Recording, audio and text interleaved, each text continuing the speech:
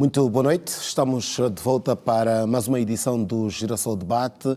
Nesta segunda-feira, 27 de abril de 2026, vamos falar sobre o mar, uma riqueza que é o mar, no caso, uma riqueza chamada mar, é este o nosso tema, a nossa pergunta de chamada para este Girassol Debate, onde vamos olhar para a relação que os angolanos têm com o mar, como o mar contribui para a economia angolana, que proteção tem o mar de Angola e também a questão que tem que ver com o cuidado e hoje fala-se inclusive de privatização de algumas praias. Vamos olhar muito mais para estas questões que têm que ver com o mar e com o setor das pescas também. Em outras oportunidades, claramente que poderemos falar de outras riquezas que o mar de Angola nos apresenta, nomeadamente o petróleo e os seus derivados. Todavia, hoje queremos focar uma abordagem muito mais virada para as pescas e a conservação do mar propriamente dito. Por isso mesmo temos como convidados, e passo a cumprimentá-los, Joyce Janota João, é especialista em áreas de conservação marinha do Instituto Nacional da Biodiversidade, semi-industrial e industrial de Luanda, mas que está aqui também na qualidade de representante da Confederação dos Operadores de Pesca e Aquicultura de Angola. Muito boa noite, bem-vindo. Boa noite, obrigado. E, igualmente, é nosso convidado António da Gama Júnior, presidente da FAPA, que é a Federação das Associações de Pescas e Aquicultura de Angola. Boa noite, bem-vindo. Muito boa noite, obrigado pelo convite e é sempre um prazer poder estar convosco. Muito bem, deixa-me saudar também os nossos radiovintes e internautas, a quem nos acompanha pela Girassol FM 102.7. Meu nome é Alberto Capitão e vamos juntos neste Girassol Debate para olharmos então para a riqueza do mar de Angola. Ilustres, como aqui disse, uma riqueza que é o mar, queremos perceber esta relação dos angolanos com o mar, mas começar por olhar, engenheira Joyce Janota Jorge, para aquilo que é o cuidado que se tem com o mar em termos de conservação. A quantas andamos, que preocupações é que o Ministério, mais concretamente o Instituto Nacional da Biodiversidade e áreas de conservação, tem estado a constatar? Neste momento, nós estamos a andar a passos largos. Temos trabalhado em estratégias a par com o Ministério das Pescas. Temos trabalhado em estratégias a par com o Ministério das Pescas. Temos criado alguns programas com as comunidades que vivem ao longo da costa e formação de alguns técnicos, capacitação para poderem dar resposta.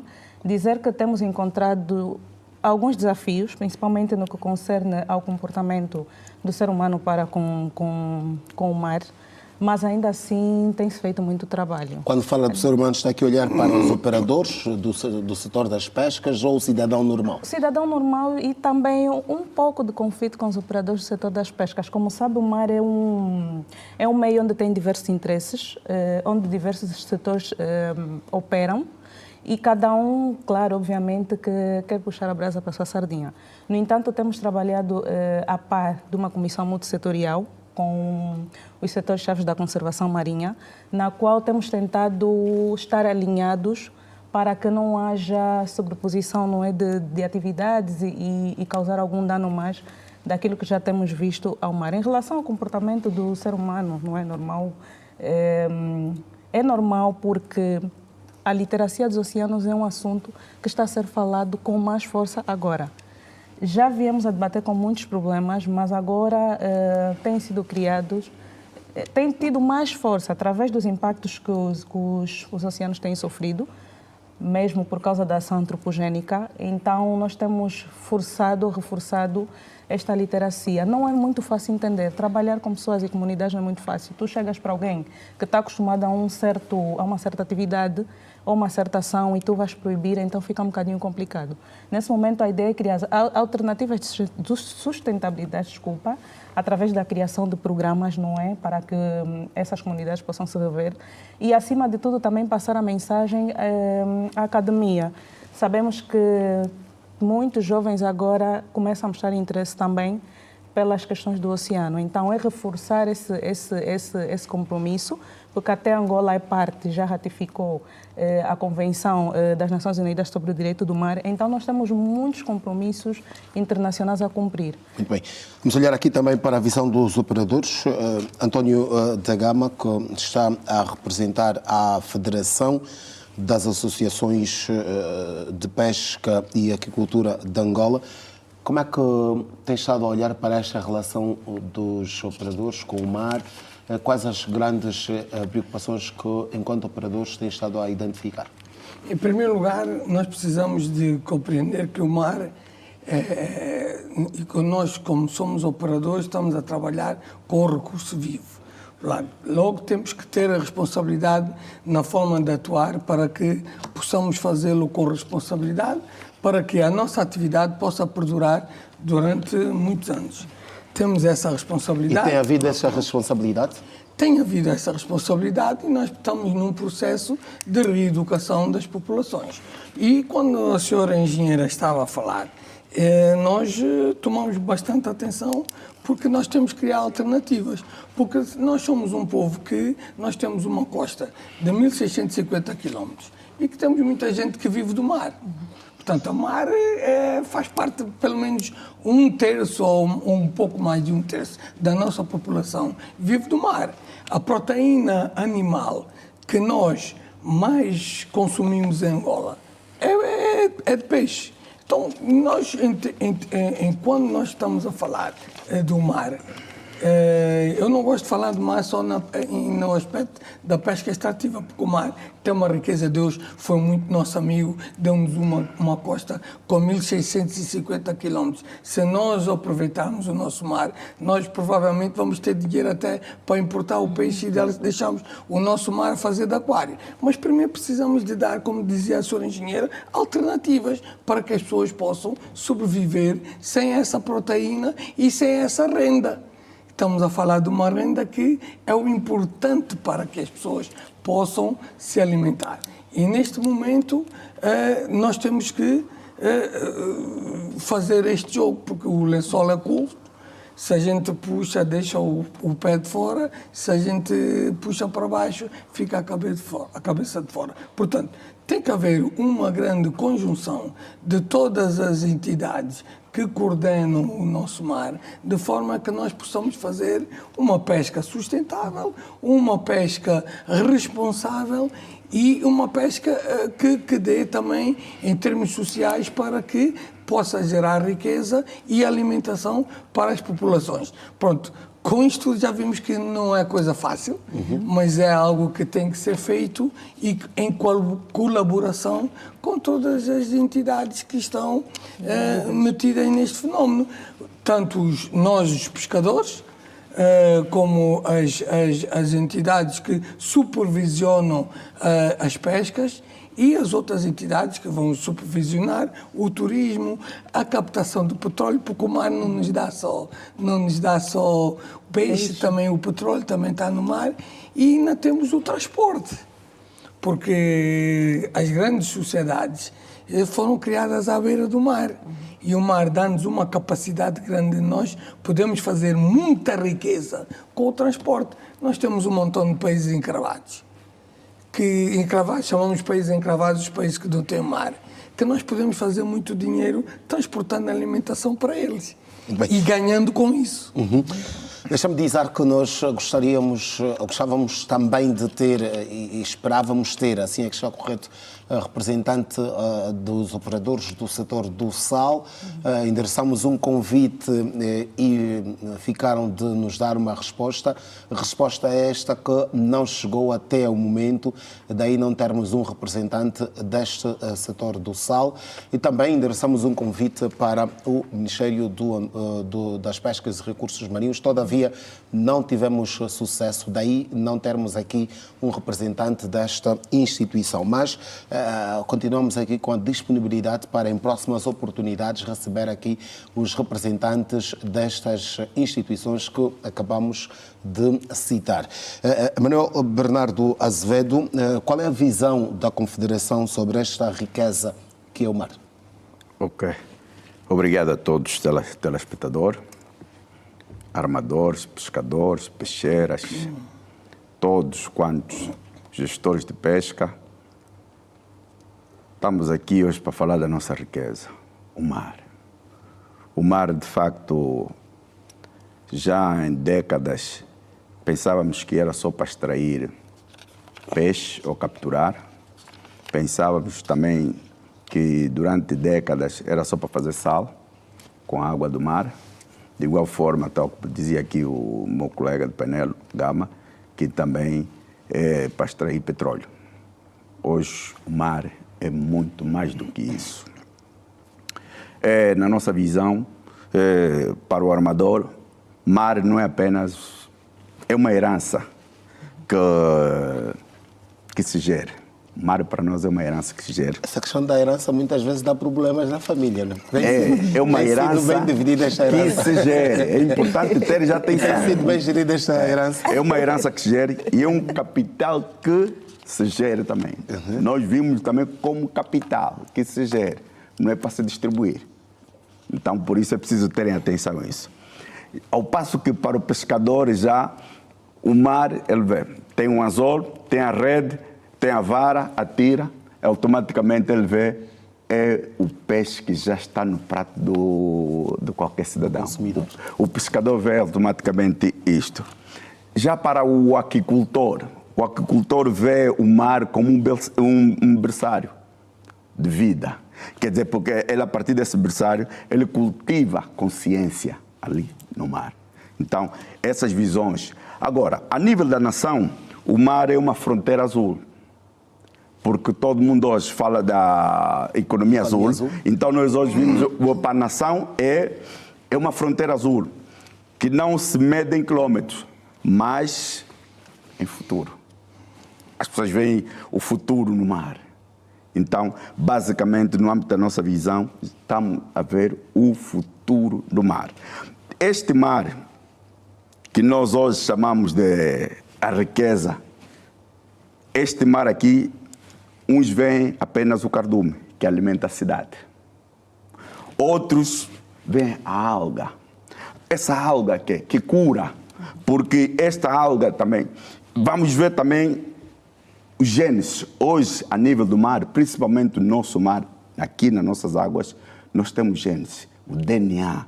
O que nós hoje temos é o DNA, que podemos fazer a partir daí uma patente para poder fabricar antibiótico, e desse antibiótico para poder curar o câncer. Ou seja, hoje está-se a olhar, o que se vê é que a visão maior é do mar como este espaço onde se pode retirar o peixe, sem saber que há outros recursos, e não falamos ainda do petróleo, mas esta, por exemplo, que fala aqui para a própria indústria farmacêutica também.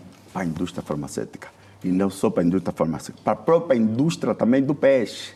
Porque se por intermédio de um DNA que é retirado nessa gênese, consegue-se fazer patente ou ir buscar aquilo que nós chamamos de uma receita para nós podermos cultivar peixes com maior robustez, com maior resistência, com maior ômega. Quer dizer, aqui tem muita questão que nós ainda vamos ter que buscar o mar. Nesse caso, nós estamos ainda a fazer uma exploração naquilo que é a verdadeira essência da questão da economia azul. Da economia azul. Não, ainda não. É importante começarmos a já legislar sobre esse aspecto. Por quê?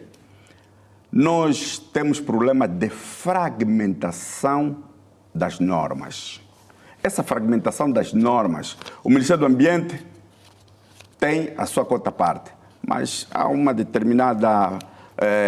defende uma parte. O Ministério dos Recursos Marinhos defende outra parte. O Ministério dos Transportes, outra parte. Ou seja, há choque nas normas. Há fragmentação. Imagina. Não estão alinhadas. É importante termos uma legislação para alinhar. Se eu quiser agora ter uma fazenda marinha, quem é que vai me autorizar? O Ministério do Ambiente vai dizer, não, eu dou até aqui, só. A competência dele só vai até ali. O Ministério dos Transportes também até aqui. O Ministério dos Recursos Marinhos diz, não, eu também só dou até aqui. E o que falta? O que falta? Se nós formos para, vamos falar isso, vamos trazer para a terra. Na terra, em função dos hectares, nós temos o Ministério do Urbanismo que dá acima de 1.000 hectares. Temos as administrações municipais, têm também sua competência. Temos os governos provinciais, têm as suas competências para cedência, titularidade de terra. E vamos ao mar. Eu quero agora cultivar. Quando falava do aquicultor, queremos fazer maricultura. Quem é que vai me autorizar o espaço marinho? Quem? Ninguém. A nossa legislação ainda. Queremos agora, quem é que vai autorizar? Vamos começar agora a fazer essa receita que eu disse há pouco tempo do Gênesis, o DNA. Quem é que vai autorizar? Ok. Ilustre, estava a acenar a cabeça, quer contrariar ou quer acrescentar um dado nesta questão? Bom, eu queria deixar que o colega de painel terminasse. Mas como é um debate, tem aqui a abertura era para só para fazer uma resenha contrariar. em relação à fragmentação da legislação ou ao não alinhamento dos setores. Os setores estão alinhados. Eu não sei se já teve contacto com o plano de ordenamento do espaço marinho. Não falei de desalinhamento. Exato. Falei fragmentação. Sim. Temos leis avulsas. O Ministério do Ambiente tem a sua lei.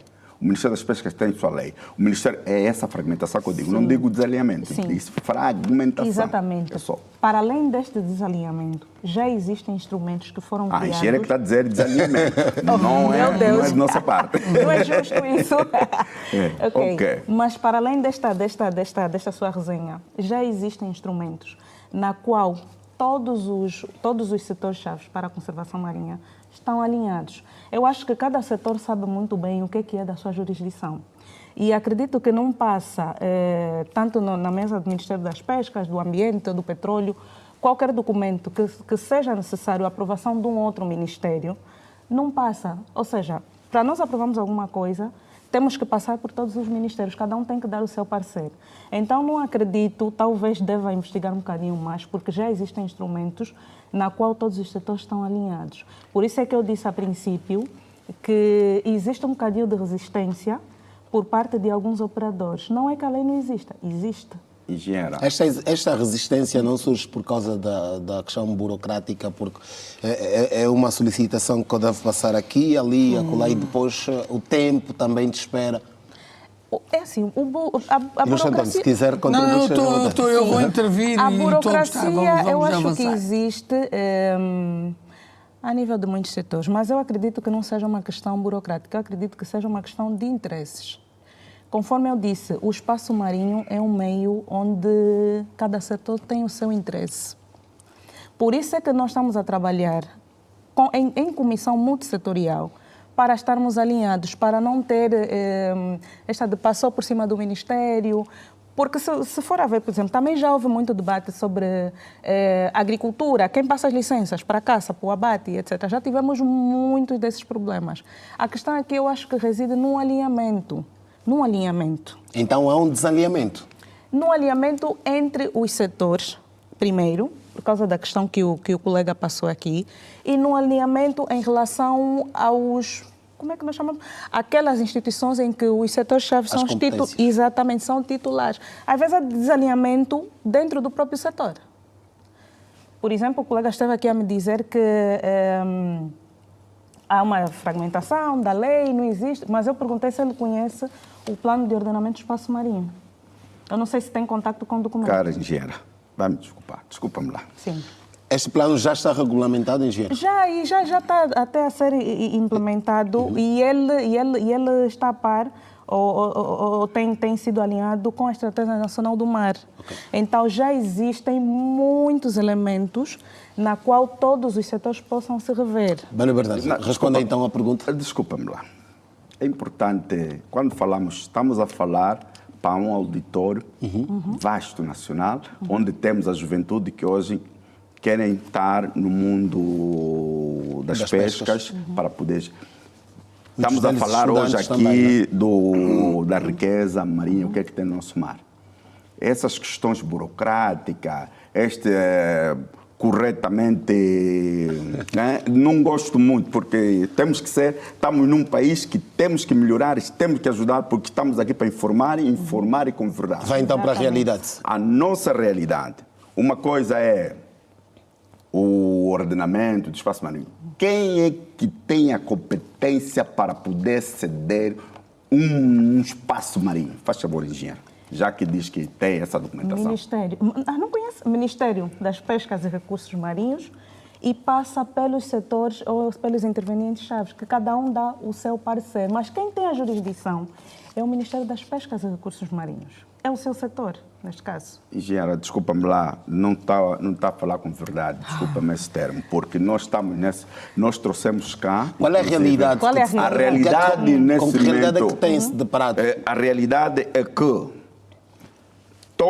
há uma série de burocracia para se chegar até lá e ninguém autoriza, porque o Ministério dos Recursos Marinhos autoriza o recurso marinho, não exato. autoriza a água. Sim. A autorização da água, somos obrigados, o Ministério do Transporte depois diz, não, eu sou o dono da água, mas não te autoriza o espaço marinho onde é para implementar o projeto. Está-me a dar razão. O que é que nós propomos? Nós propusemos, tal como é o Ministério dos Petróleos, no Ministério dos Petróleos, eles cedem blocos. É o que nós também dizemos. Tem que ter um órgão, um organismo, um ministério que ceda tal como Mais se um faz. ministério, Manuel. Não, Sim. estou a dizer, desses organismos todos, tem que ter alguém que tenha essa competência e julgamos nós que seja o Ministério das Pescas e Recursos Marinhos para o efeito de ceder às fazendas marinhas. Mas, de momento, não tem essa competência de poder ceder. Quem tem essa competência neste caso? Ok.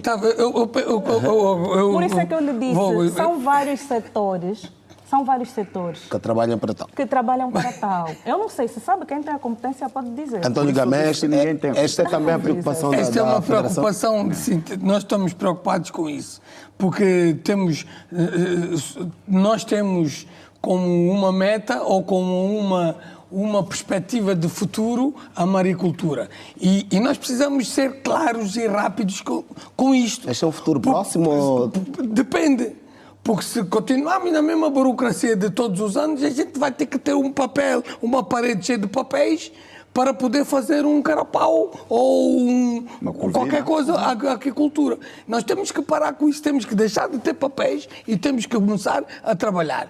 Porque durante muitos anos nós temos os simplificas, temos isso tudo, mas na regra o que conta é o complica, porque temos aqui já um conflito de interesses. Nós temos o Ministério do Ambiente, e eu entendo isso, e o Ministério das Pescas. Em muitos países, quem dá as cotas, quem decide tudo isso é o Ministério do Ambiente. O Ministério do Ambiente diz assim, olha, meus senhores, vocês este ano vão pescar 300 toneladas. E aqui ainda é o Ministério das Pescas. Então esse é um conflito que existe em muitos países, não é só aqui, mas nós precisamos urgentemente de nos entendermos. Porque o colega Manel Azevedo tocou no assunto e eu entendo muito bem a engenheira e porque existem essas leis todas e de repente nós começamos a perguntar onde é que eu posso fazer um cultivo de mexilhão, que é o mais simples. Onde é que eu posso fazer um cultivo de camarão? Está a ver? De momento, há vários cultivos aí de tilápia que é em terra, que é água doce, está a ver? Mas mesmo assim, eu conheço um montão de projetos que ainda estão à espera de uma licença do Ministério do Ambiente. Então, nós precisamos de começar a trabalhar em vez de estarmos a gastar papéis, porque o país não é uma fábrica de papel. Exatamente. Nós precisamos é de pôr as pessoas a correr e precisamos de juntos tratarmos disto. Eu gostava aqui que olhar no mar como uma fonte de riqueza. Isso é que temos que... Todos nós estamos a ver o mar como fonte de riqueza. Não é esta a visão que se tem? Não é esta, a nossa visão é esta. A vossa enquanto operador ou enquanto operador é fonte de riqueza. Agora, esta fonte de riqueza não pode aqui aparecer agora as complicações que a gente no dia a dia, mas queremos fazer economia. Se por um lado falamos que queremos fazer economia, mas por outro lado estamos a fazer o quê? estamos a colocar entraves. Já imaginou um investidor que tem o seu capital vai ficar atrás das burocracias ou vai investir Até no a outro riqueza, lado? até Então, a riqueza, meu caro colega, desculpa-me até a riqueza só, mal gerida, ela... ainda não estamos a falar em mau gestão, Isso, só estamos ainda a exatamente. chegar lá para podermos implantar um projeto para gerar riqueza, para gerar emprego, para gerar... também é importante nós vermos que quando há emprego, quando há riqueza, também há aquilo que se chama pagamento de imposto. E já vamos olhar para esta questão dos impostos, dos empregos também, mas já para terminar esta questão burocrática, Manuel Bernardo, estava a falar daquilo que é esta preocupação. A nossa preocupação é olhar no mar como fonte mesmo de riqueza, como uma fábrica, como uma biblioteca, como um laboratório, tudo isto. Mas as pessoas para chegarem nessa fábrica, para chegarem nesse laboratório, para chegarem nesse estudo, tem muitas complicações. Houve ali, já começou aqui o executivo, é de louvar, com o Simplifica, mas há muita resistência. Nós temos resistência às tecnologias. A nível das fragmentações que disse inicialmente, tem resistência a essas tecnologias para poder se aceder. Porque num clique, essas todas as instituições de darem parecer. É um clique. Mas quem é que tem acesso a este clique, Bernardo? É o armador que está aqui ou aquele que está no interior? Que não tem conhecimento também? Primeiramente, é importante que as instituições conversem entre si a nível das tecnologias. Isso é muito fundamental. Porque quando as instituições, que eu disse, são fragmentadas, puderem conversar entre as instituições, automaticamente, num clique, o Ministério do Ambiente dá um clique de um parecer. O Ministério dos Transportes, outro clique. Se for necessário, o Ministério do Interior também. Se for necessário, depois o Ministério das Pescas. Quer dizer, todos a darem um clique para nós podermos andar mais rápido, porque o que ocorre aqui... Queremos implementar, queremos fazer riqueza, queremos dar emprego, e está ali o mar, nós estamos a deixar o mar para outros. Ok. Engenheira, Eu para acho que concluir essa abordagem? é assim, nós olhamos para o mar como riqueza, ou como um recurso, não é, que pode nos garantir a riqueza.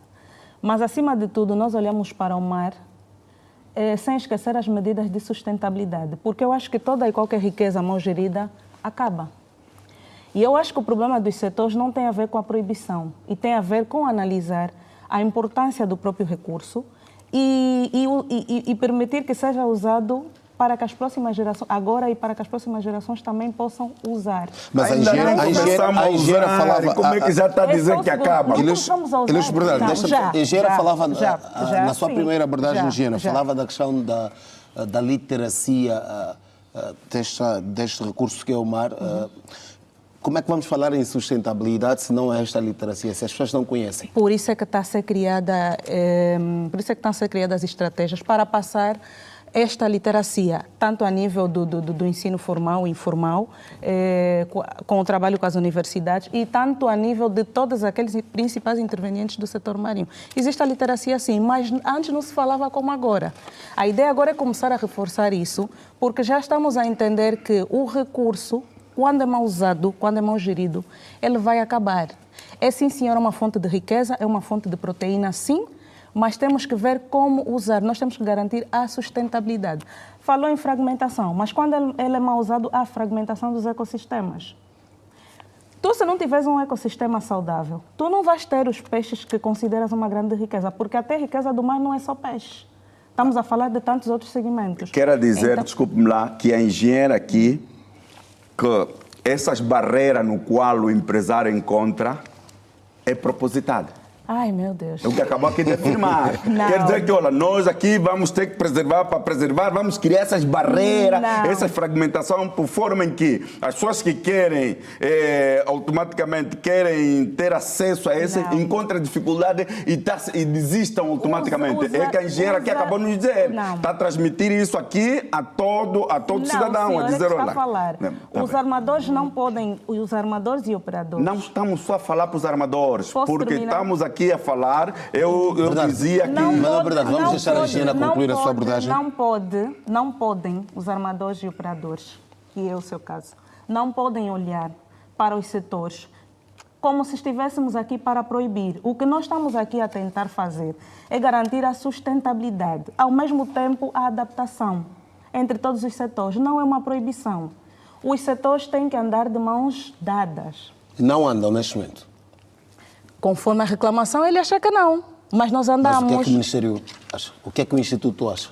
O Instituto andam de mãos dadas já? Exatamente. Nós andamos de mãos dadas, porque senão qualquer pessoa que quer chegar e tirar o peixe, explorar do jeito que quer, seria permitido. Mas não é permitido para garantir a sustentabilidade dos recursos. Essa é a ideia principal. Nós sabemos, falamos há pouco tempo do setor petrolífero. O setor petrolífero explora, mas dentro daquilo que são as normas, dentro daquilo que é a lei, dentro daquilo que está legalizado. Então é preciso fazer um jogo de cintura. Eu acredito, e não sei se essa questão de só temos que abrir, só temos que permitir o uso, só temos que... Porque é uma riqueza, eu discordo totalmente. A engenheira está muito focalizada nas capturas. Não está focalizada na gênese, que é aquilo que temos que... Não está focalizada em Vamos então focalizar a abordagem e porque falavam em realidade. António Gama, hoje qual é o contributo das pescas para a economia de Angola? Como é que o mar, no caso a pesca, tem estado a contribuir para a economia angolana? Sim, nós temos estado a conversar sobre o mar. Neste momento nós temos normas. Nós, operadores das pescas, não podemos ultrapassar o TAC que nos dão. O TAC, as pessoas estão lá em casa, é o total admissível de capturas. E nós temos dois grandes problemas aqui. Falamos nas proibições, eu não gosto de proibir. Eu lá em minha casa não gosto de proibir. Gosto de controlar. Está a ver? Temos as regras e nós temos que controlar. Mas nós continuamos a querer proibir. Então, assim, nós temos um TAC, que é o total admissível de capturas, e que este ano subiu 50 mil toneladas. Estamos muito contentes porque são mais de 50 mil toneladas para nós podermos contribuir um pouco mais para o PIB. Mas o nosso PIB, desde 2023, está muito abaixo. Mas isso está abaixo porque tem algumas medidas que foram tomadas que fez com que o PIB, a contribuição das pescas diminuísse.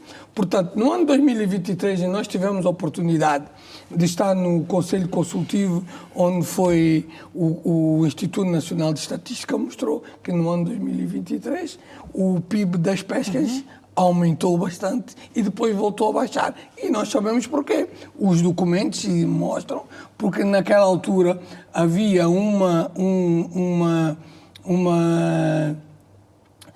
espécie de barco que estavam a pescar, que eram os arrastos pelágicos, que na altura da Evedas eles pescaram cavala e exportaram cerca de 20 mil toneladas. Isso, parecendo que não, o pouco contributo que isso deu, fez com que o PIB estivesse lá em cima.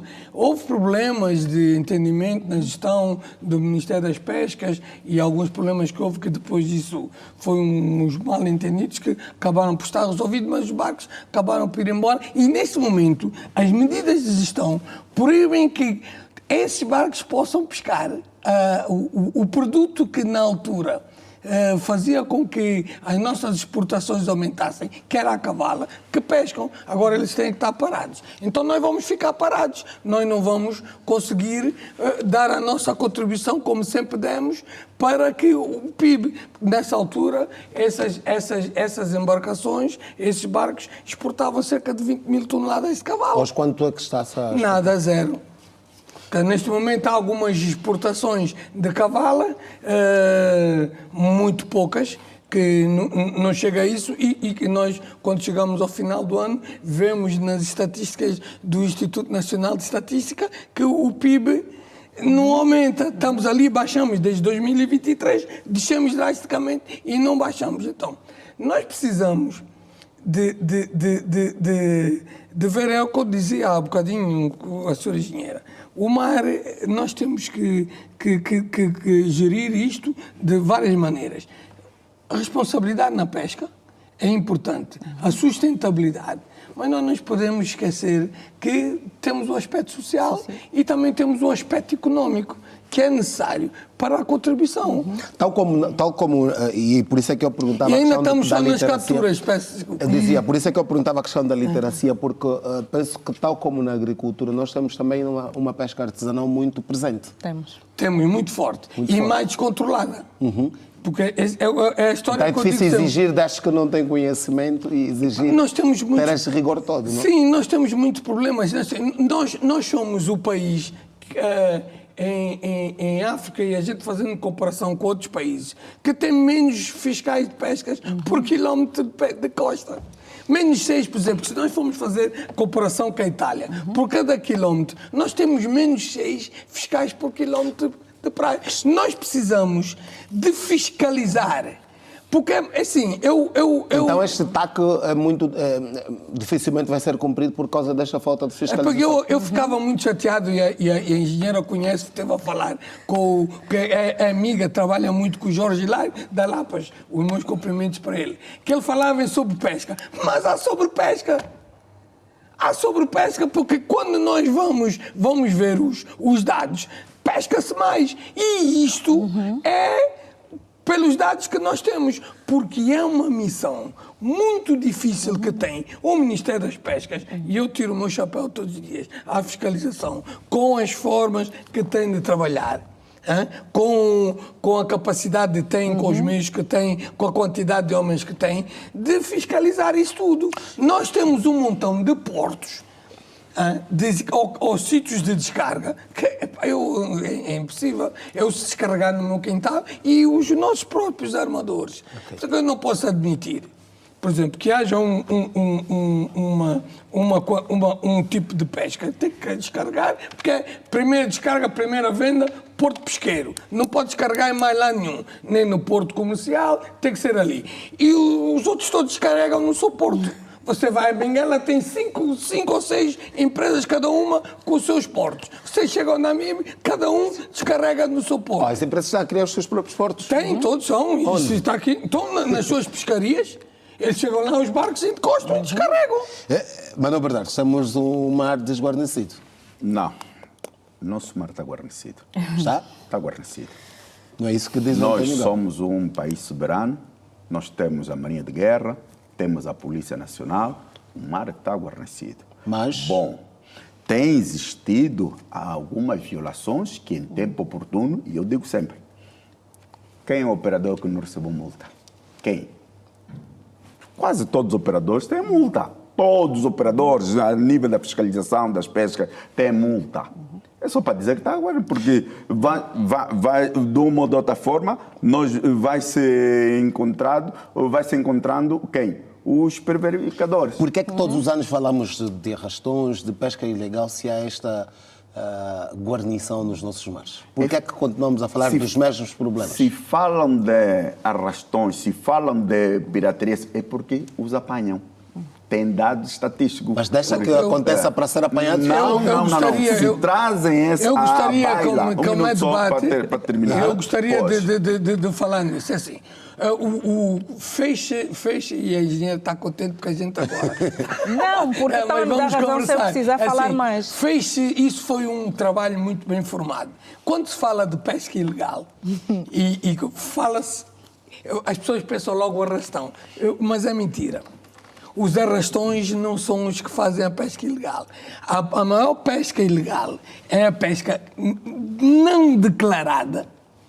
E não são arrastões. São arrastões, são traineiras, ou seja, são traineiras de cerco, são a pesca artesanal, que é o mais difícil de controlar.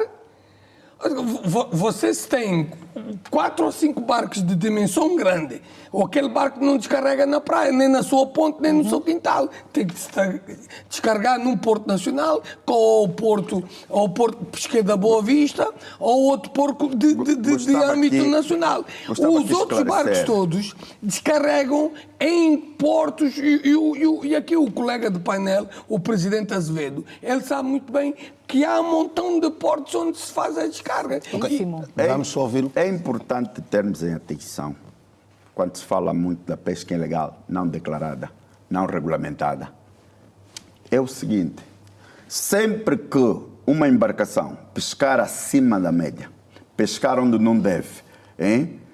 Tudo isso está perante a pesca ilegal, ou não declarada, não regulamentada.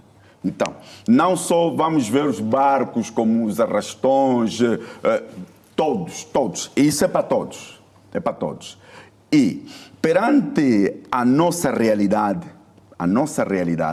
onde nós temos mais de 184 portos, dos quais são cerca de 84 portos são autorizados e os demais não estão autorizados. Mesmo assim estão a funcionar. São esses portos que nós chamamos até de portos. O nome porto soa mal, porque não tem condições de porto. São pontos. Ponto de descarga, carga, embarque, desembarque. Este ponto que diariamente, sob observação de quem é de direito, todas as autoridades conhecem, todas. Disse que a vida faz-se nos municípios. Está lá no município. Lá no município tem uma autoridade. E faz-se nesses municípios, nessas localidades. E por que não se organiza? Algum dividendo. Nós, nas vestes de presidente da PASIL, nós organizamos cooperativas, uniões de cooperativas, por forma a organizar aquilo que estavam a dizer que a pesca artesanal está descontrolada. Nós, hoje, em Luanda, nós conseguimos controlar a pesca artesanal. Maior parte, temos cerca de 70% do pessoal da pesca artesanal já estão a nível das cooperativas. E conseguimos, inclusive, com o Executivo, a nível dos instrumentos financeiros que o Executivo colocou à disposição de toda a população, conseguimos buscar financiamento para algumas cooperativas. Mas também nessa cadeia digo que estou decepcionado com muitas cooperativas. Receberam o dinheiro que tinha que ser investido para comprar os artefatos de pesca ou montar o seu negócio de pesca, desapareceram. Então, este é outro problema. E o outro grande problema continua a descarregar em locais desapropriados. Engenheira, por que é que se permite que estes pontos de descarga, não é assim que chamaram? Ponto. Pontos, É não é? ponto. Não querem dar o nome de portos. Não porque tem são. condições de porto. Dizia, por que é que se permite continuar a atuar? Aí qual é a responsabilidade do Instituto de Gestão da Biodiversidade e Conservação? Nós estamos mais para garantir, não estamos mais para conservar aquilo que são os recursos. Conforme eu disse, existem questões que não são da nossa jurisdição, e naquilo que a gente pode atuar, no domínio das questões ambientais, nós atuamos. Mas licenças, autorizações e outras instalações, porque cada setor tem os seus institutos, tem as suas áreas, no caso pescas ou porto e por aí fora. Mas há aqui uma linha de investigação e até trabalho para vocês, porque estamos a falar de pontos que não são licenciados. Sim, nós consideramos tudo aquilo que envolve o ambiente, nós consideramos laboratórios vivos. Tudo aquilo que está errado ou que põe em causa a saúde dos ecossistemas são passíveis, sim, de investigação. Mas, conforme eu disse, nós não trabalhamos sozinhos. Existem setores, não é, que têm a jurisdição para essas áreas. Naquilo que é a questão do ambiente, quando vemos que causa ou está a degradar, ou está a poluir, ou coisa parecida, o Ministério ou o Instituto atua. Mas nós não podemos nos sobrepor. O Instituto nunca recebeu denúncias destas que foram feitas agora pelo presidente da APASIL, Em relação aos de pontos... e são mais de 30, pelo que falava em 100 e tal. São mais de 100 e tal pontos a nível do país. E é só para dizer que não é denúncias desta natureza. O problema é que não é que nunca receberam. A nível das administrações municipais, existem indivíduos do ambiente. Eu dou uma nota positiva. Foi ontem, a senhora administradora da Samba foi visitar a Praça da Mabunda. O que encontrou? Aquilo, saiu do seu gabinete, foi visitar. Isto, sim, quer dizer que as nossas denúncias estão a ser ouvidas. E não só, também dou nota à senhora administradora da Engobota, Michael Kakets, que também agora está a trabalhar diretamente com os pescadores. Isto nós Não é só com os pescadores, com o Ministério também. Não, estou a dizer na parte que nos toca. Exatamente. Então, o que é que eu quero aqui dizer? Estou a dizer que se a atividade faz-se nos municípios, não é isso? A vida faz-se nos municípios. E é nos municípios onde nós registramos os embarques e desembarques. O que mais nos preocupa a nós é a conivência de alguns indivíduos investidos de poder que entram em negociata. Com quem? Com os nossos pescadores. Falava de dividendos, são estes que têm os dividendos. Entram em negociata com os nossos pescadores. O pescador é funcionário do armador. Imagine, ele simula uma ribalta forçada, quer dizer, um regresso forçado, diz que teve avaria. O seu porto base é em Cacoaco. Ele vai dizer aqui na Samba, força ali, paragem. Afinal, vende ali o pescado, depois de vender, volta novamente ao alto mar. Lá o seu armador, o dono da embarcação, está preocupado. E ele já descarregou, já vendeu o peixe e já foi. Mas lá tem autoridades. Nesses pontos tem autoridade, aparecem autoridades. Não comunicam o armador. Muitos armadores que foram buscar financiamento foram à falência por causa disso também.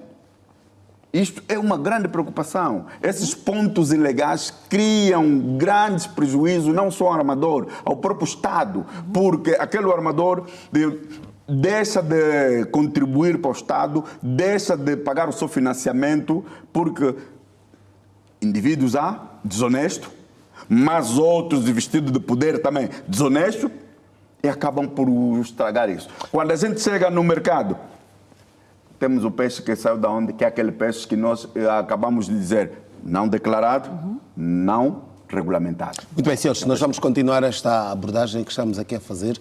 Uma riqueza chamada mar é o nosso tema de hoje no Girassol Debate. Vamos fazer um rápido intervalo e voltamos daqui a pouco para continuar a falar deste desafio que é de controlar o mar de Angola.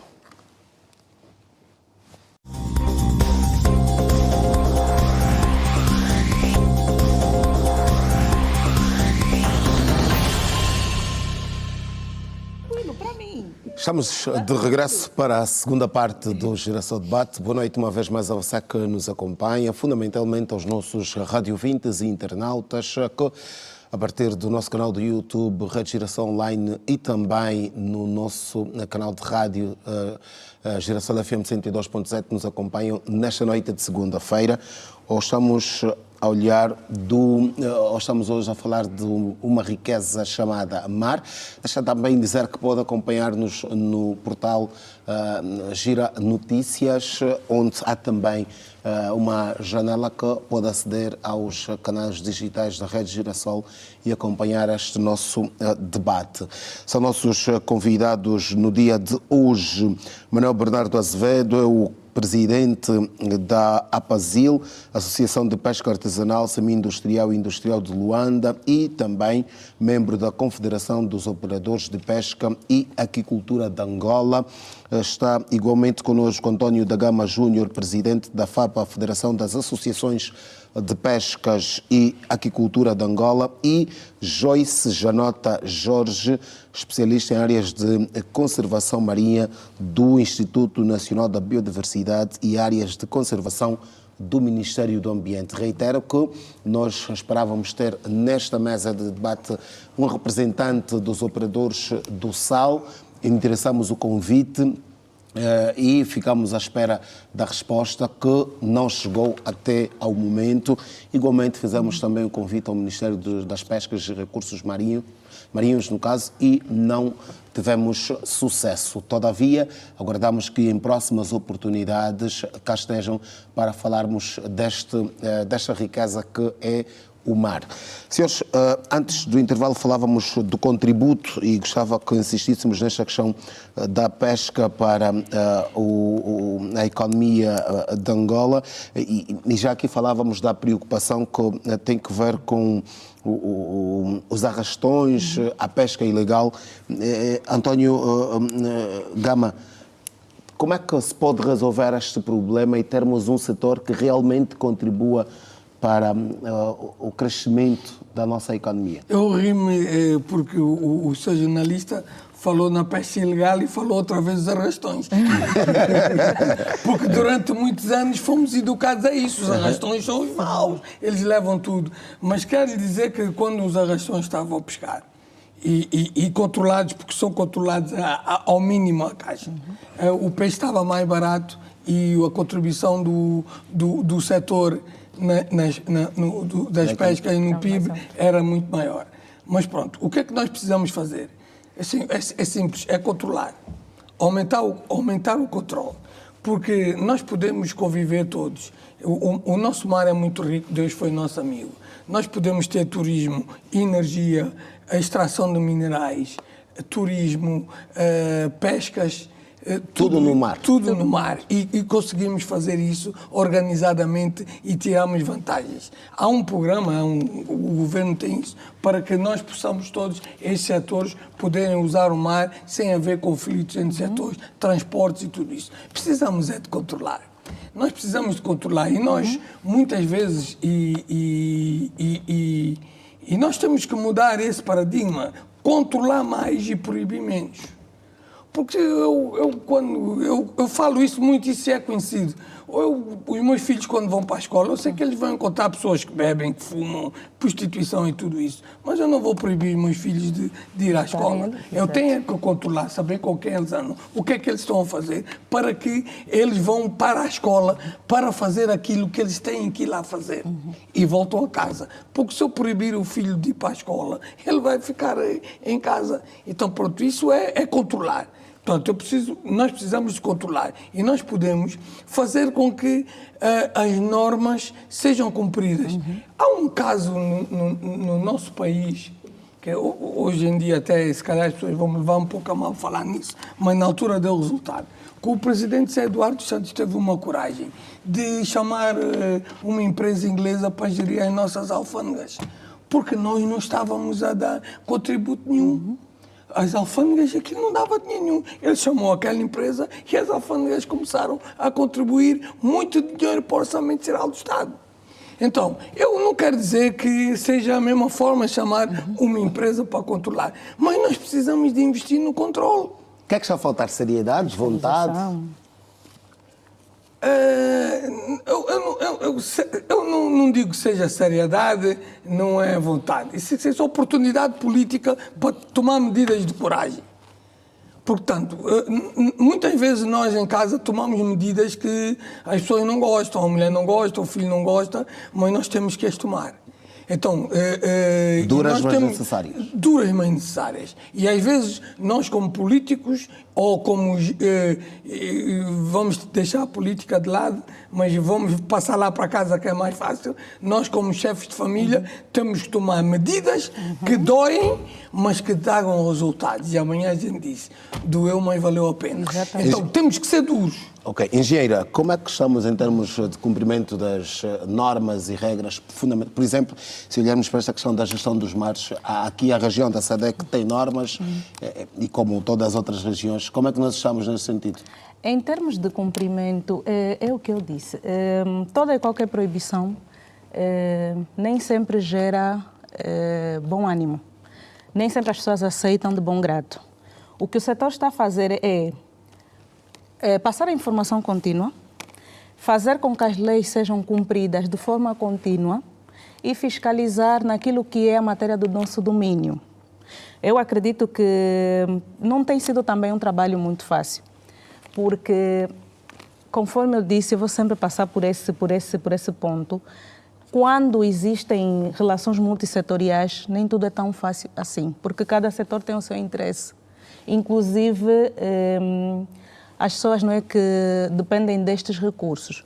Existem normas, existem leis que estão a ser elaboradas, existem planos de ações que estão a ser implementados e já existe um bom trabalho naquilo que concerne a fiscalização da pesca ou da sobrepesca, mesmo trabalhando a nível com o setor marinho, no caso, do setor das pescas, mas ainda não é um trabalho muito fácil.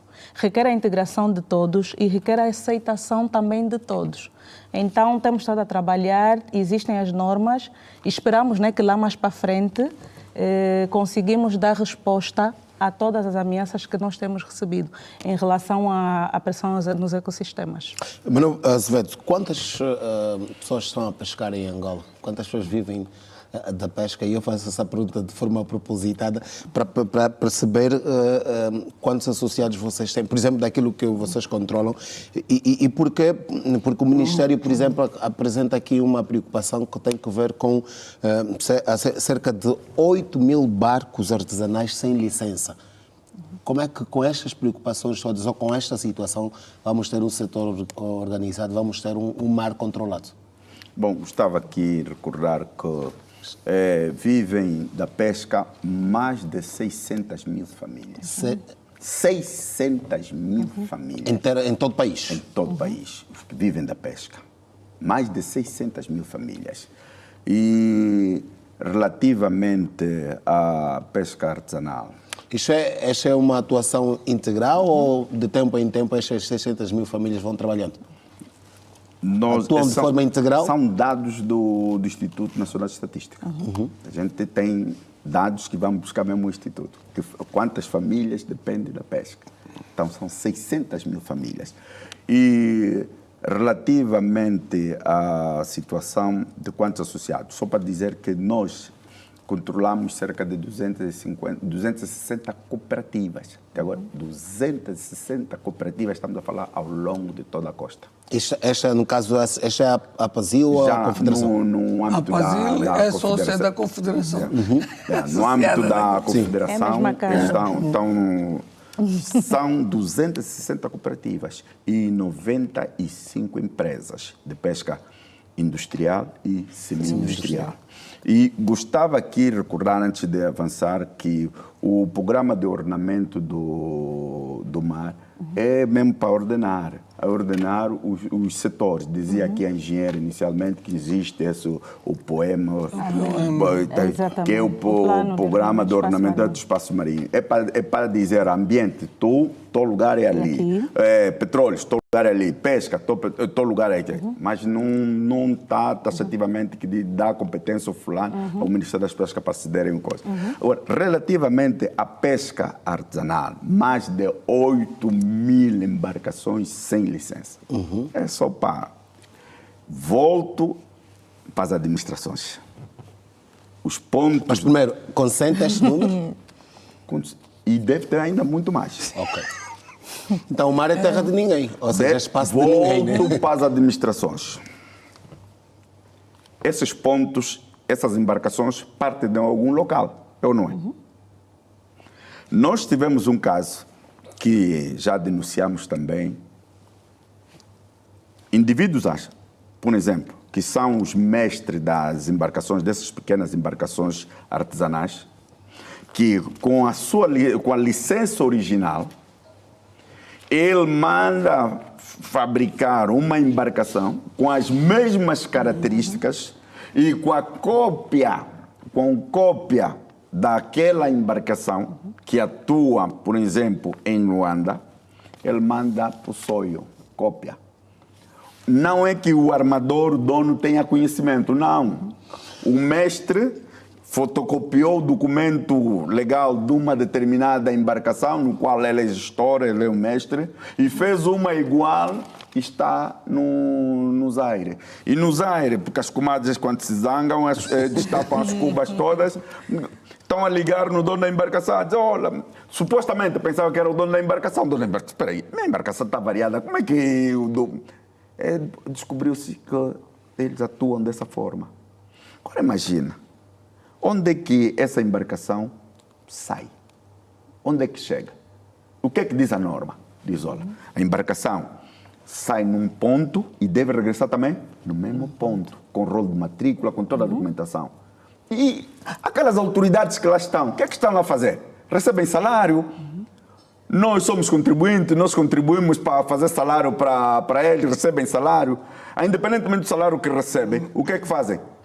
Recebem gasosa porque são coniventes, supostamente alguns, não estou a dizer todos, porque temos pessoas honestas também, investidos de poder, mas tem mais desonestidade do que outra coisa.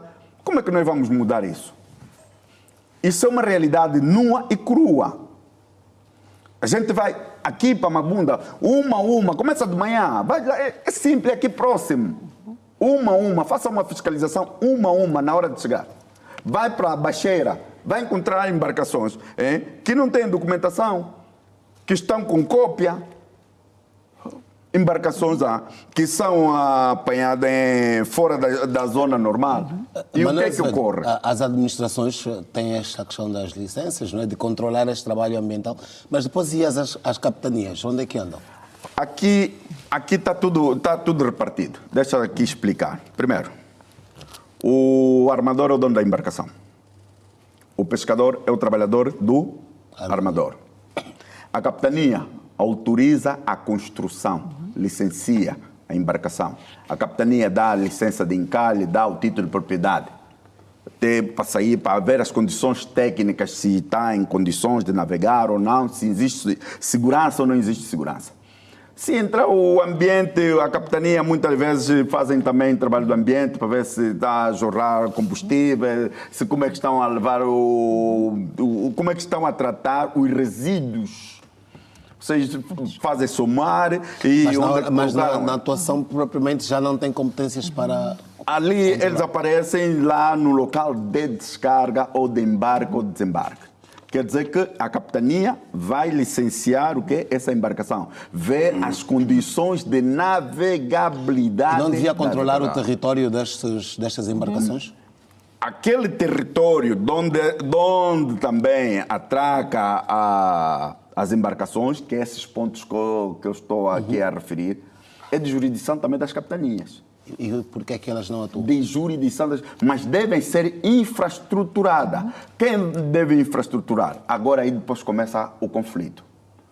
Os governos provinciais, por intermédio das administrações, o Ministério do Transporte, por intermédio da Agência Nacional, a Agência Marítima Nacional, ou o Ministério das Pescas em razão à matéria peixe. Aí começa o conflito. Quando é para ir, vamos ver, qual será a unidade orçamentada para um porto? Olha, porto pesqueiro, ok, Ministério das Pescas. E agora esse da pesca artesanal? Porque nós temos o porto comercial, temos os terminais que pertencem ao Ministério dos Transportes. Adjudicado o Porto de Luanda e tem as suas extensões. E temos o Porto Pesqueiro também, que é adjudicado ao Ministério das Pescas, que tem a sua extensão também de outros portos, que é mais o Porto do Tomba, que vamos dizer que são os dois que estão sob a tutela do Ministério. Agora, a confusão, eu chamo da confusão, da pesca artesanal. Quem é? Mas não é só Nós pesca já artesanal, está nisso também a pesca semi-industrial. A semi-industrial. Também muitos têm os seus próprios portos. Bom, e nós vemos aqui por indefinição, Gustavo, só terminar. Tem uma casa ao pé da praia. Desculpa, não, Gustavo, só por indefinição do que eu acabei de abordar, quem é que vai fazer o porto, o seu Ministério A ou B ou C. Então, porque a lei não os proibia, a lei não proíbe quem fazer o seu ponto de caixa para poder facilitar a sua carga e descarga, por indefinição. Mas a lei é omissa quanto a isso? Não. A lei, claro, tem dinheiro, cumpre com os pressupostos legais. É solicitar, cumprir com os pressupostos legais e vai fazer... Mas pelo que percebemos, nem essa solicitação tem havido.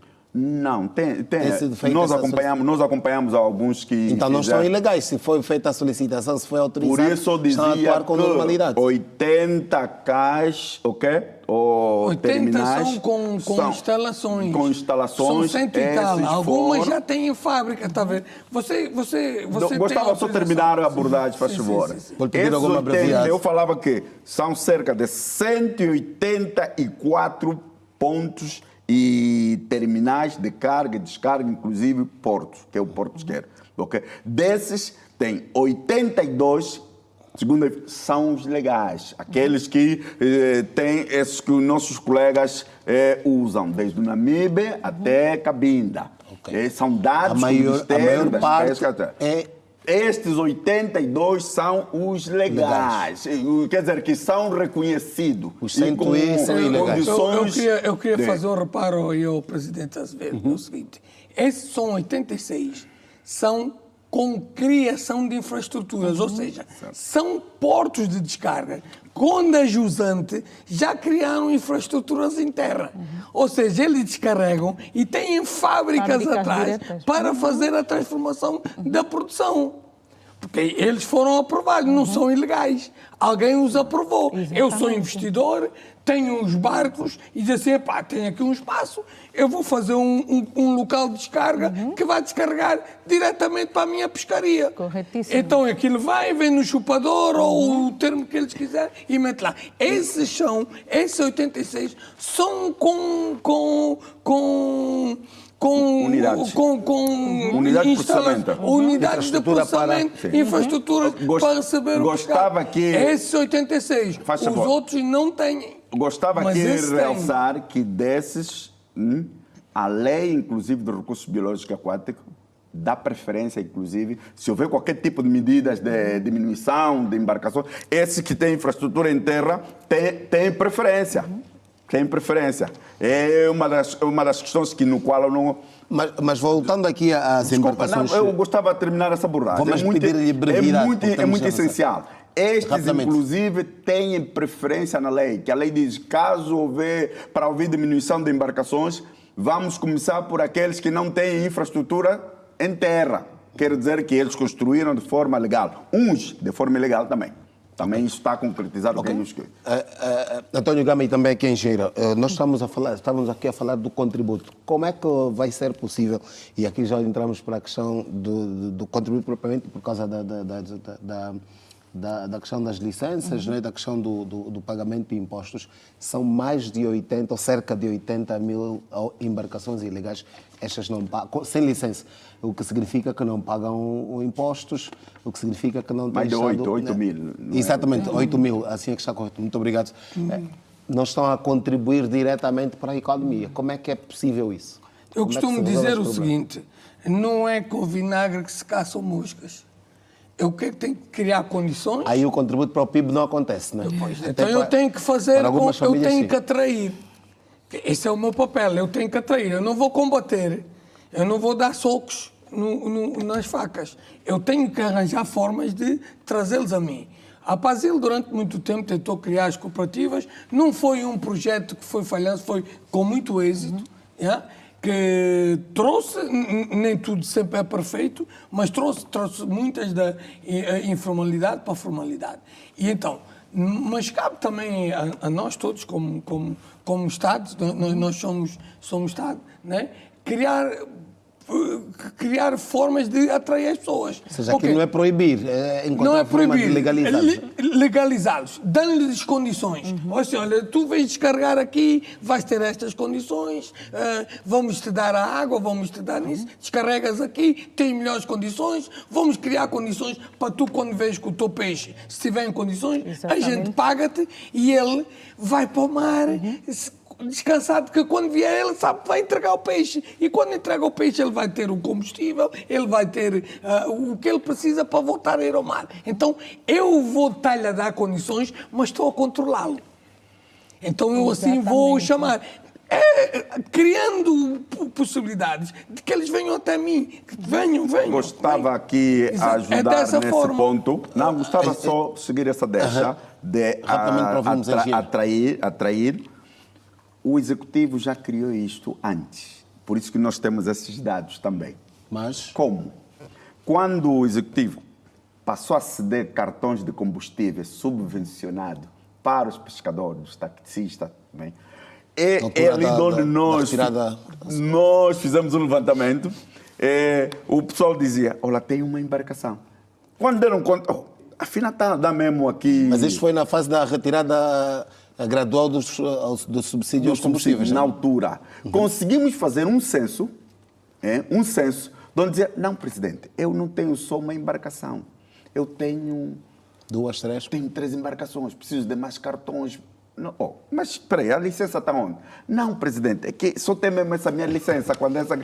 É para ver que nós conseguimos fazer essa triagem e dizer, olha, são 8.000, estão ali, ilegais. Contra as 5.000 previstas, as 7.000 previstas. Conseguimos, é nessa atração, por isso eu segui aqui a deixa do presidente Gama, é nessa atração. O executivo fez isso, deu essa atração e fez esse censo. Depois desse censo, era essencial continuar. Mas o que é que houve de nossa parte? O que houve uma proibição sobre a pesca artesanal, sobre as artes que esses pescadores usam. Malhadeira, de superfície.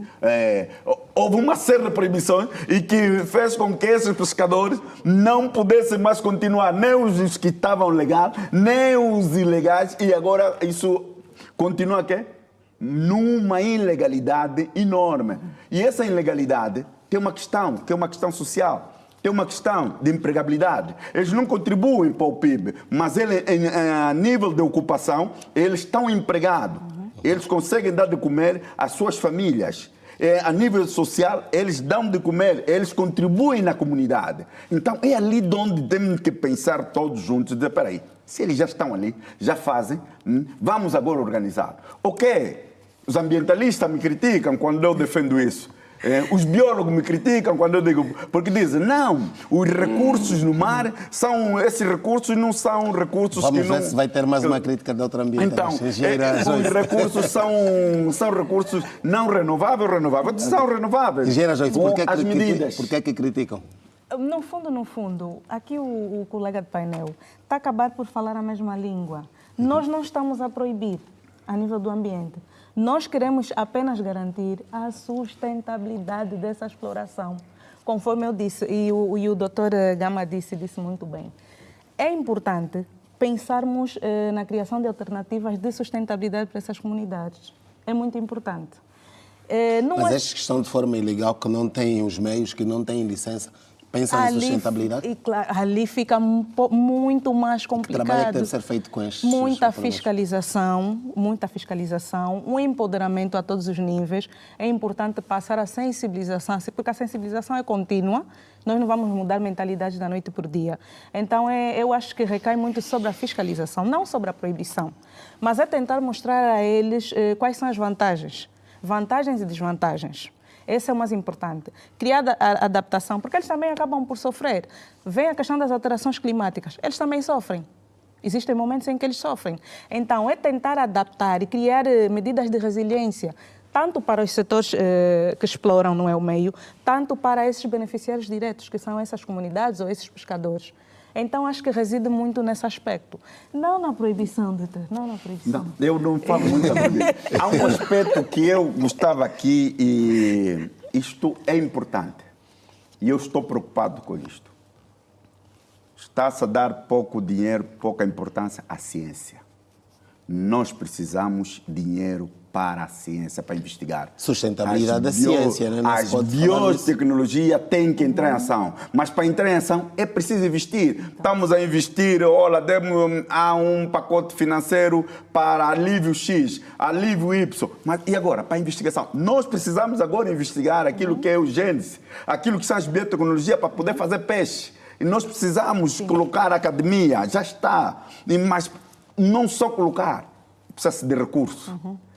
E julgo eu que o Executivo deve velar mais por isso. Nós temos um Instituto de Investigação Pesqueira que precisa mesmo de recursos. Precisa.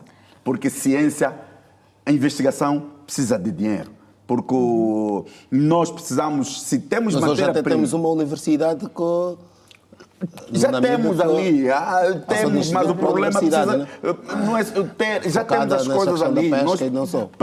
Precisa-se de recurso. Temos navio de investigação também. Precisa de Mas recurso. ainda assim, precisa- Mas nós estamos a léguas dos outros países. Nós temos aqui o Cefapescas no Ramires, que nós precisamos de ir lá ver. Vocês façam lá uma reportagem e vejam as condições, qual é o recurso, qual é o orçamento, que é uma escola.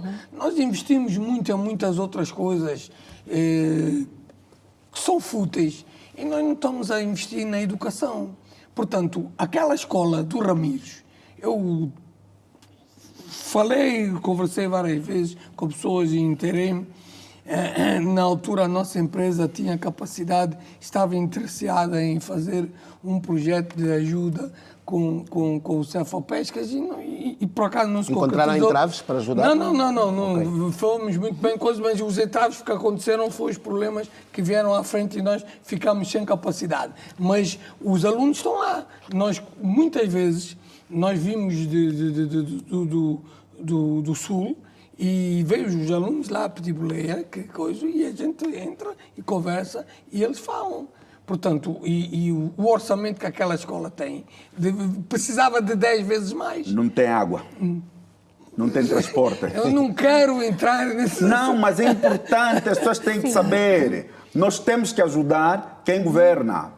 Com Exatamente. verdade. Yeah. E é falando verdade, porque os nossos irmãos, nossos filhos estão a sofrer, estão lá. Exato. É o país que nós queremos no futuro, são os que vão nos tomar conta amanhã. Não, nós temos que falar para eles, Precisamos de tomar bem um pouco de formados. atenção. Eles têm que sair de lá São- bem formados e para que saiam bem formados, temos que investir o quê? Nos institutos de investigação pesqueira, nos institutos, nas academias, temos que investir. Nós temos que ver isso, não vemos isso como se fosse qualquer coisa. Temos que ver investimento no homem. Primeiro o homem. Depois nós investimos no homem para nós podermos gerir a riqueza que temos, porque senão vamos entregar aos outros. Se nós não investimos no homem, que vai vir gerir esse mar que é riqueza, como é um homem que não tem conhecimento, como é que vai gerir o mar? Muito bem. Engenheira Joyce, para quem quiser fazer no caso, investir na maricultura, e falava aqui lá mais no princípio, na primeira parte da questão da maricultura, que deve ser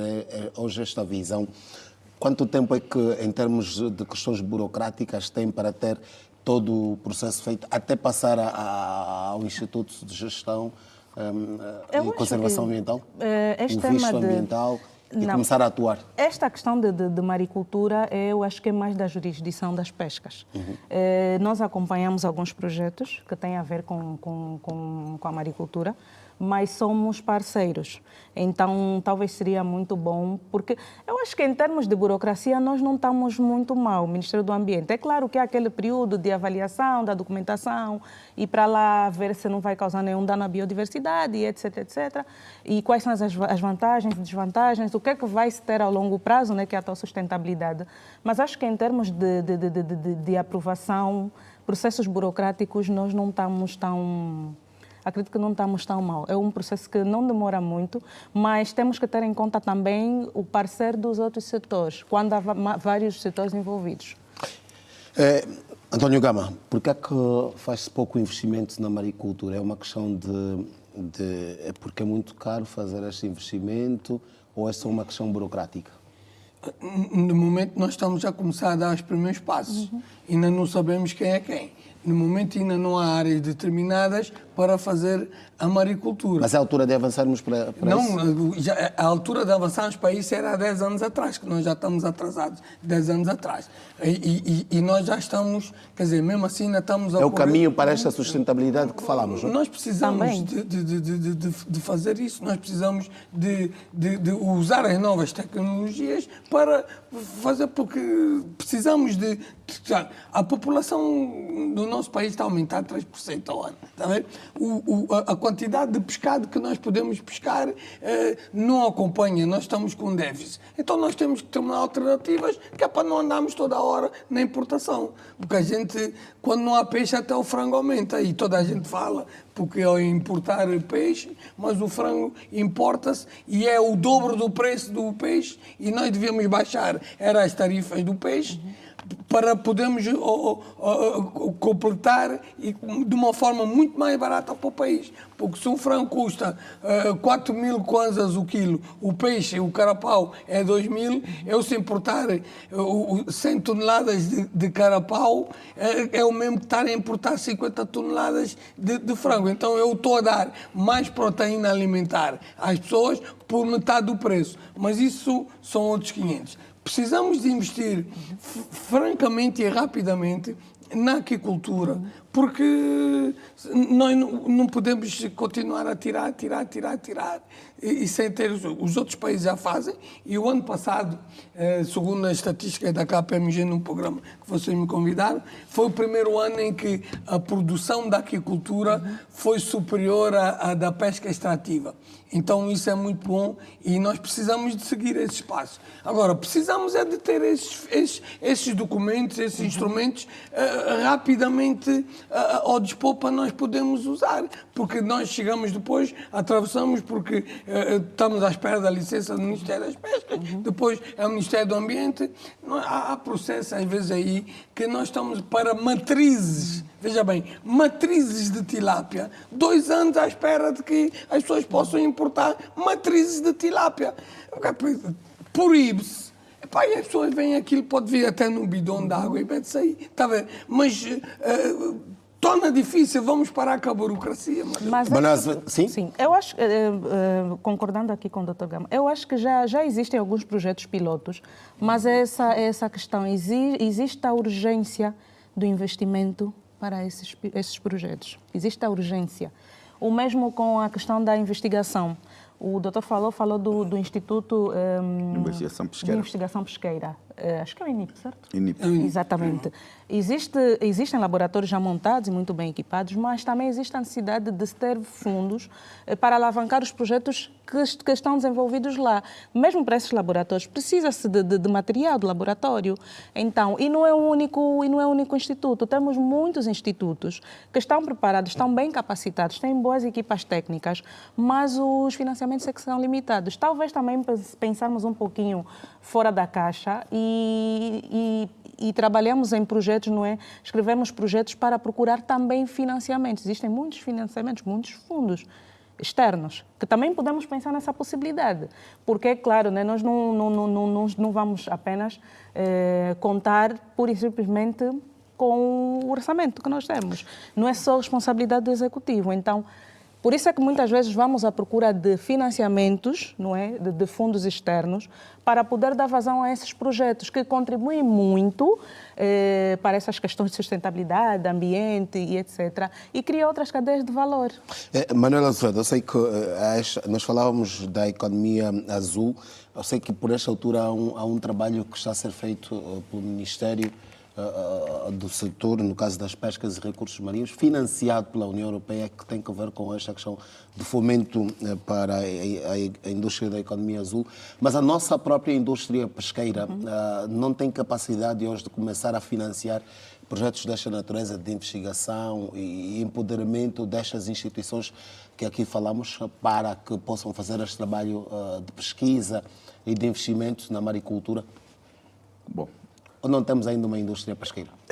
Nós temos uma indústria, não vamos dizer, uma indústria pesqueira que nós temos não muito robusta, pela seguinte forma.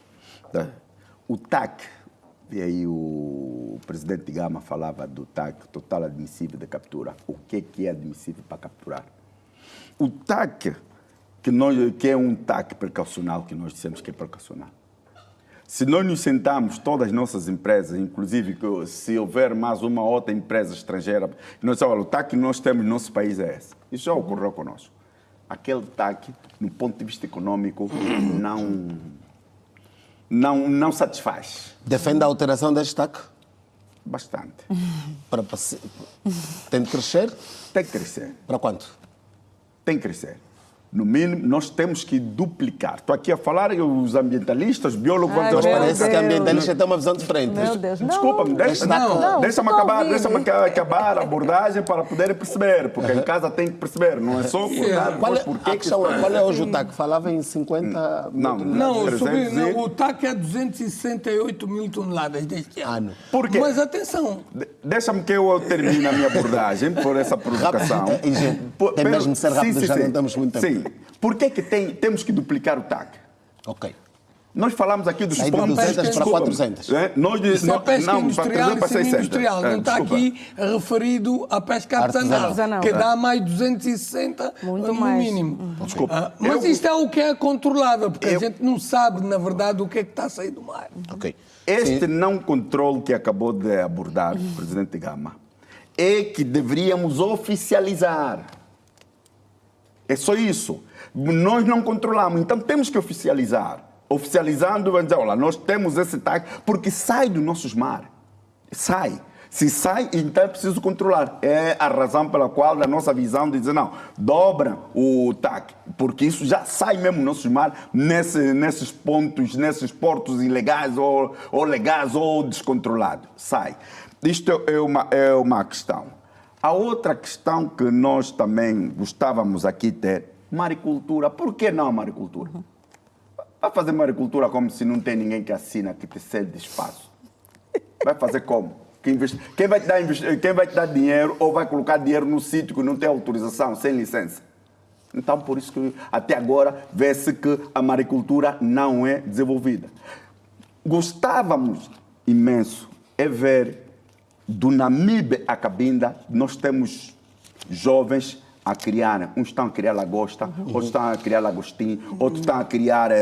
há muitas criações. É cultivo de mexilhões Há também. muitos cultivos. As administrações, por favor, observem essa juventude. Ok. Está a acontecer. Se está a acontecer, vamos pegar essa juventude, vamos organizar. Nós, como sociedade civil, lá para Asilo, conseguimos organizar 260 cooperativas. Agora, estão ali. Existe instrumento financeiro. O governo tem instrumento financeiro para o efeito. Ok, engenheiro. para Mas não concluirmos, queremos burocracia, por favor. A única coisa que nós queremos, retire essa barreira Precisa de mesmo burocracia. concluir. Engenheiro. Uma janela Engenheiro. que nós queremos, essa janela de autorização. Ficou essencial, Manuel Azevedo. Engenheira, para concluirmos, recomendações? Bom, nós recomendamos... Já agora, defende esta duplicação do TAC? Eu vou defender... Temos capacidade ambiental para tal? Eu vou defender sempre a mesma coisa. Eu defendo a consolidação ou o aumento da economia, desde que seja tudo na base da sustentabilidade. O mais importante é a sustentabilidade. Se as coisas Não tiverem defende proibição, defende controle, como falava. Sempre defendo sustentabilidade, é controle, é fiscalização, é monitorar. Não tem como nós falarmos de sustentabilidade e não falarmos desses pilares, porque eles andam de mãos juntas. Porque mesmo para eu aplicar uma medida de gestão, tem que ser com base aos resultados que eu tenho no terreno. Se houver um derrame, eu vou ter que aplicar a medida certa para aquele derrame. Se houver uma alteração, né, temperatura e etc, eu já sei que vou ter ou alguma escassez de pesca, perda, imigração e etc. Eu tenho que aplicar, as medidas são aplicadas com base aos resultados que tu tens no terreno. Muito bem. António Gama, rapidamente, para concluir. Exato. Eu acho que, na minha opinião, não é preciso duplicar o TAC. Basta duplicar o controle. Exatamente. Se nós duplicamos o controle, nós vamos ver que o TAC está acima do vezes. Exatamente. Precisamos só de duplicar o controle. E todos vamos ganhar. Vai ganhar as finanças, a AGT, nos impostos. Vamos ganhar nós, os angolanos, o Ministério no pagamento das taxas, das cotas de pesca e vamos saber que o nosso mar tem produto. Porque eu não posso acreditar que um barco que vem e diz que pescou 10 toneladas, ele não consegue ganhar dinheiro para pagar o combustível e todos os dias vai para o mar. É mentira. Vamos fazer o seguinte, vamos aumentar o controle. Alguma coisa não está bem, não é? Exato. Então, Exatamente. nós precisamos aumentar o controle. Vamos gastar, investir no controle. Vamos dar capacidade, vamos dar dignidade a Exatamente. esses homens da fiscalização das pescas. Vamos fazer brigadas conjuntas com a AGT. A AGT vai aí, fecha um montão de lojas. Vamos começar a andar por terreno para essas praias. Vamos lá. E nós vamos ver que é duro. Não vão gostar agora, vocês vão Mas tem que ser levantar uma feito. está a ver? Mas tem que vamos ser fazer, o feito. país precisa. Sim. Muito bem. Senhores, como disse no princípio e depois de toda esta discussão, reiteramos que ainda há aqui muitas questões por abordarmos e garantidamente teremos outras oportunidades para falarmos desta riqueza que é o mar, ainda dos derivados, por exemplo, desta indústria. Falaríamos da farinha de peixe, do caminho, falaremos de outras questões. Farinha de peixe, a engenheira vai nos matar. E muito mais. Mas, infelizmente, Mas tem as não suas temos- vantagens também, a farinha de Nós peixe. hoje não temos tempo para mais. Também tem as suas vantagens. 10 segundos. Não é O tudo mar não é proibido. passado. O mar é a nossa próxima independência. Muito bem. Fica então aqui este conselho, este alerta de Manuel Azevedo, da Confederação das Operadoras de Pesca, ou dos Operadores de Pesca e Aquicultura de Angola. António Gama, que é armador e aqui a representar a FAPA, Federação das Empresas de Pescas e Aquicultura, e também a engenheira Joyce Jorge, do Ministério do Ambiente. Muito obrigado por terem vindo. Até uma próxima oportunidade. A você que nos acompanhou pela TV Girassol, pela Girassol FM 102.7 e também pelo Gira Notícias e ainda pelo nosso canal do YouTube, muito obrigado pelo carinho da sua audiência. Sabe que o nosso compromisso está aqui remarcado para a próxima segunda-feira, logo a seguir ao Economia do Dia, depois do Girassol Jornal. Cá estaremos para mais um tema, mais um debate. Boa noite, bom descanso.